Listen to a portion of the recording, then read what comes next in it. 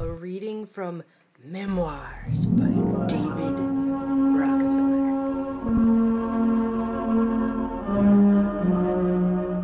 Actually, I can't read from it yet because I just behold his greatness. Look at that. He's like, I will not even look directly into the camera. I am too good for that. I will only let you profile me. Behold my tie. It is worth more than your children. I am glorious. Ugh. Okay. I came across this quote, and I know I'm late to the game as usual, but it's still sinking in for me, as I'm sure it did for many of you when you read it. Okay. This is from a section called Proud Internationalist, under the heading Populist Paranoia. For more than a century, ideological extremists at either end of the political spectrum have seized upon well-publicized incidents such as my encounter with Castro to attack the Rockefeller family for the inordinate influence they claim we wield over American political and economic institutions. Some even believe we are part of a secret cabal working against the best interests of the United States, characterizing my family and me as, quote, internationalists, and of conspiring with others around the world to build a more integrated global political and economic structure. One world, if you will. If that's the charge, I stand guilty, and I am proud of it. And he's saying that as if it's a joke, or as if these people are crazy for thinking that, even though quite obviously that's entirely what's going on for multiple reasons. Actually, this is a quote from a book called Hell of a Town, The Story of New York City During World War II. Let's just read this for a second. This has to do with the $8.5 million that the Rockefeller family paid for the land that would become the United Nations headquarters. And it says the deal was completed on December 11th, 1946, reportedly at Zeckendorf's unofficial offices in the Monte Carlo nightclub. Zeckendorf was the guy who owned the land. When the architect Wallace Harrison, the planning director for the UN building, signed the final papers, he telephoned Nelson Rockefeller at his Rockefeller Center office with the news, and Rockefeller shouted into the phone, "Wally, that calls for a celebration. See if you can't bring back a bottle of champagne." Harrison went to a liquor store for something worthy of the occasion, and in his wallet he had the executed papers for the $8.5 million deal and two $1 bills for the champagne.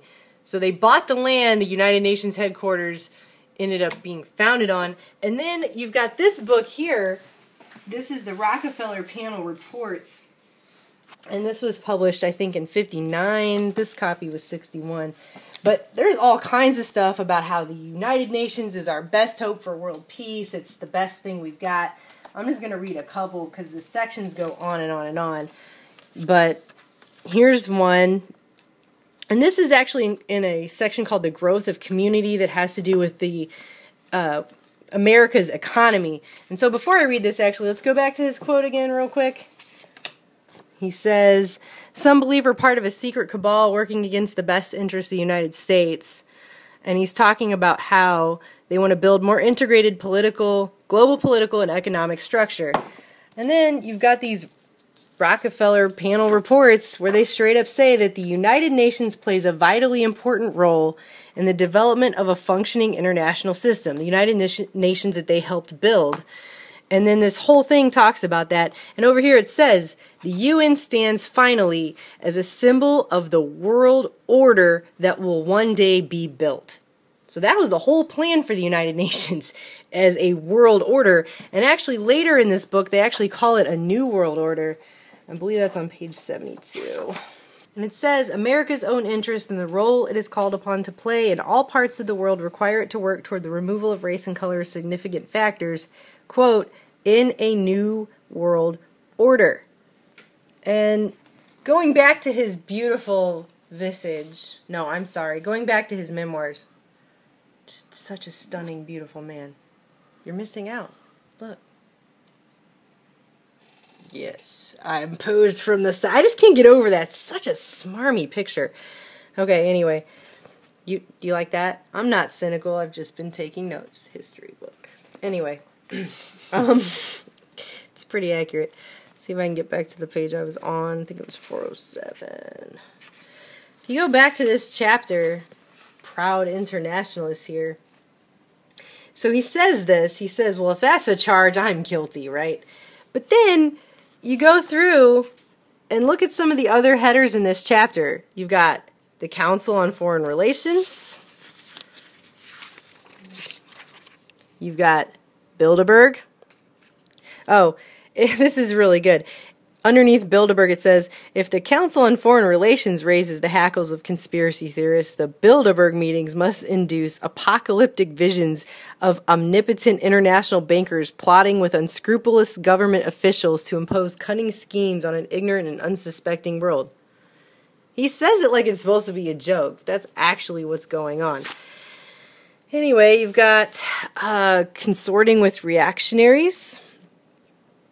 Where he's talking about how he was in other groups, not just the Bilderberg group, furthering international cooperation. Well, they're all about that. Oh, there's Kissinger's name. He's in everything. Fighting protectionism. Let's see what else. The Trilateral Commission. So that's good. Hold on.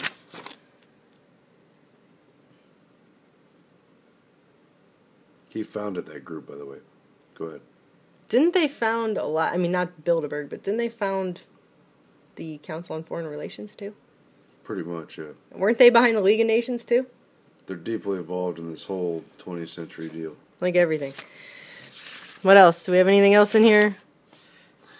Yeah, I mean, if you just want to wonder if they're really involved in, quote, conspiracies on the international level, all you have to do is go to the admission after the smarmy paragraph you pointed out about Bilderberg, about how it gives people apocalyptic visions. Read about, well, is Bilderberg involved in insider trading? Are they involved in scheming? Do they plan things at their meetings?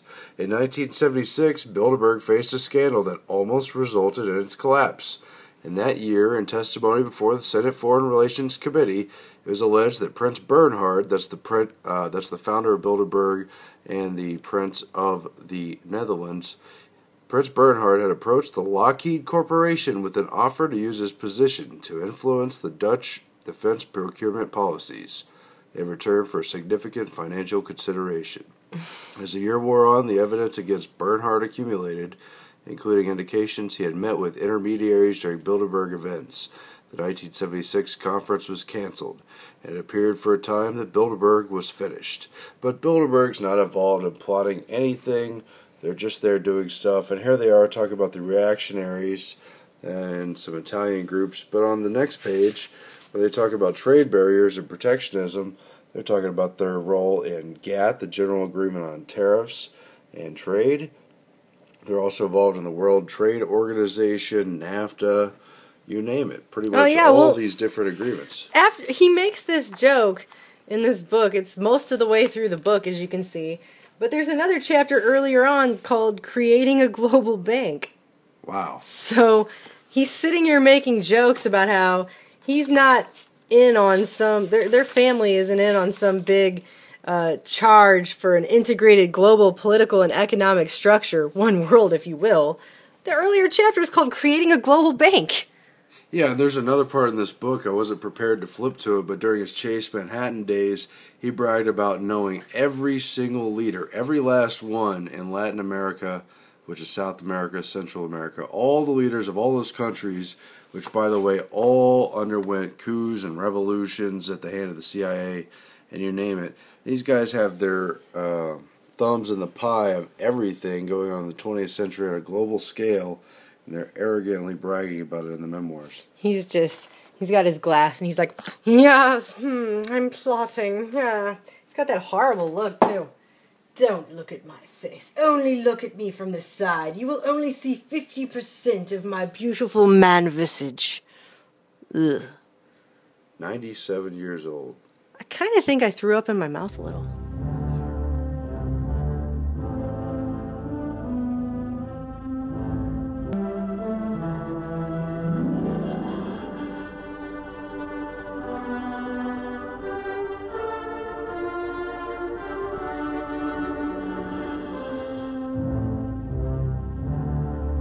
Yeah, I might want to brush my teeth.